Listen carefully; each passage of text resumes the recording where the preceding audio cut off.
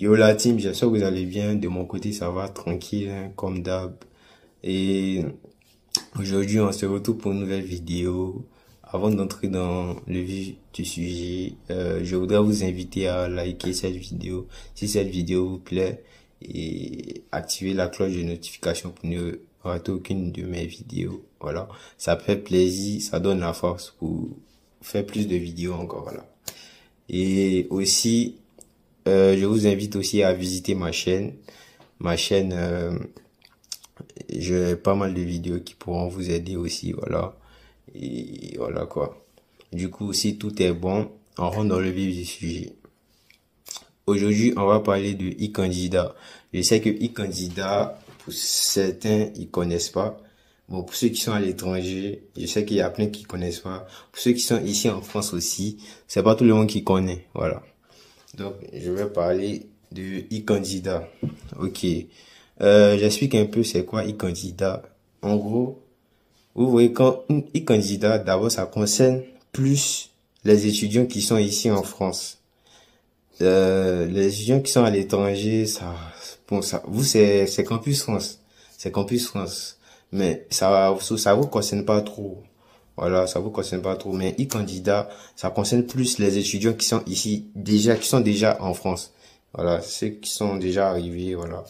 En gros, e-candidat, je prends un exemple. Si tu as fait Campus France, tu t'es inscrit en une licence 1, dans une université, je sais pas, à Lyon, un truc comme ça. Et tu es arrivé pour ta première année ici en France, tu as commencé la licence et tu as vu que au cours de la licence, au cours de l'année, bah la filière que tu as choisie, ça t'intéresse plus trop, tout ça, que tu veux changer de filière parce que ça arrive, voilà. Tu veux changer de filière, tout ça, tu vois que ça t'intéresse plus, c'est bizarre, voilà quoi. Mais c'est là que intervient e-candidat. Voilà. Si tu veux, par exemple, changer de filière au sein de l'université qui t'a accepté là, il n'y a pas besoin de e-candidat. Là, tu vas voir la responsable de l'autre filière dans laquelle tu vas aller. Tu lui dis, ouais, que cette filière, finalement, ça m'intéresse, que la filière dans laquelle je suis venu là, ça m'intéresse plus. Là, tu règles ça avec l'administration, pardon, de l'université. Voilà. En gros, c'est ça. Mais e-candidat, c'est d'université en université. Si maintenant, je prends l'autre cas, si maintenant, tu as vu que au cours de l'année, la filière, ça t'intéresse plus, que tu veux changer de filière, mais c'est une filière dans une autre université qui t'intéresse. Là, intervient e-candidat. Voilà. E-candidat, c'est pour, en gros, changer de filière mais dans une autre université. Je prends un exemple. Moi, je suis à Évry. Si licence mathématiques, ça m'intéresse plus et je décide de changer, bah, j'attrape mon cœur, je termine la première année et en même temps, je commence en même temps les démarches sur e-candidat pour aller dans une autre université, dans la filière que je souhaite finalement aller. Voilà. Du coup, e-candidat, c'est ça. Donc, pour ceux qui, par exemple, ne se sentent plus bien dans leur filière, qui veulent changer, par exemple, voilà, qui veulent changer de filière pour aller dans une autre université, voilà, c'est e-candidat. Je vous conseille de passer par e-candidat. C'est la meilleure plateforme pour ça. Voilà. Après, tu peux aller directement voir l'université. Même si tu vas, c'est pour les universités publiques, je vous dis. C'est plus précisément pour les universités publiques. Sinon, par exemple, si tu es dans une université privée et que tu veux changer de filière pour aller dans une autre université, une autre école privée, là, il n'y a pas de e-candidat. Là, tu vas voir l'autre école privée, là. Ils vont te dire les choses que tu dois faire.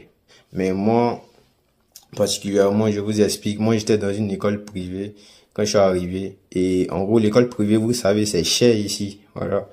Et du coup, moi, je voulais partir en école publique. Ici, l'école publique, c'est pas cher. Voilà. Pour la licence, c'est Pour l'instant, c'est combien déjà? C'est 100 et quelques, un truc comme ça. Voilà, c'est pas cher. Donc moi, je voulais quitter d'école privée en école publique. Du coup, quand je suis arrivé à Évry, là, ils m'ont dit, passe par e-candidat, tu mets tous tes dossiers là-bas, voilà, tranquille. Et quand ils m'ont dit ça, ok, moi, c'est comme ça que j'ai connu e-candidat. Et voilà, j'ai allé faire mes recherches, comment on fait, voilà. Donc c'est ça, moi, je suis en train de vous parler aujourd'hui. C'est de école publique. Tu peux quitter d'une école privée pour venir vers une école publique par e-candidat. Mais si tu es dans une école privée, que tu veux partir dans une autre école privée, là, il n'y a pas d'e-candidat. E-candidat, c'est que école privée vers école publique. Et école publique vers école publique. C'est, en gros, tout converge vers école publique. Voilà. Donc, c'est ça. Maintenant, je voulais parler de quoi d'autre? Voilà. Si maintenant tu as choisi la filière dans l'autre école publique, là maintenant tu passes par e-candidat de l'autre école là. Ok, j'espère que j'ai un peu expliqué c'est quoi e-candidat et que vous avez un peu compris. Voilà. Du coup, e-candidat, en gros, c'est une plateforme d'inscription universitaire qui concerne les étudiants cherchant à s'inscrire à partir de la deuxième année universitaire jusqu'au deuxième année universitaire, master, jusqu'au doctorat. Voilà. C'est ces gens de personnes-là que ça concerne. Voilà. Maintenant, la plateforme e-candidat concerne, voilà, les étudiants en France. J'ai déjà dit ça. Ça concerne plus les étudiants en France. On m'a déjà demandé si quand t'es à l'extérieur, si quand t'es en Afrique, tu peux faire e-candidat. Moi, je vous dis, hein, moi, quand j'étais là-bas avant d'arriver, en même temps, je faisais Campus France, là. Je me disais, ça a pas marché. Et ça a même pas marché. Je me disais, ça a pas marché. J'avais cette option-là dans ma tête. Bon, je me disais pas que ça va pas marcher. Je me disais, ça peut ne pas marcher. Voilà. Et en même temps, je faisais Campus France. Je faisais e-candidat étant en Côte d'Ivoire. Et du coup, j'ai fait ça. J'ai commencé, j'ai créé mon compte, tout ça. J'ai mis tout. Mais arrivé à un moment, ils vont te demander certains documents. Peut-être que tu peux pas avoir étant en Afrique. Donc, c'est compliqué. Voilà. Donc j'ai laissé. Voilà. Finalement, j'ai abandonné. Du coup, pas que tu peux pas faire étant là-bas. Je sais que c'est possible, mais c'est compliqué. Voilà. Donc, pour ceux qui m'ont déjà demandé ça, c'est compliqué. Voilà. Donc, ça vise principalement ceux qui sont ici en France. Les étudiants qui sont déjà ici en France. Voilà.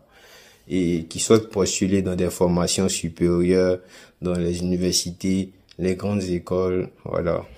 Les grandes écoles. C'est pas que, université publique, hein. C'est les grandes écoles publiques aussi, tout ça, voilà. Quand tu vas sur e-candidat, en gros, c'est un peu comme Campus France.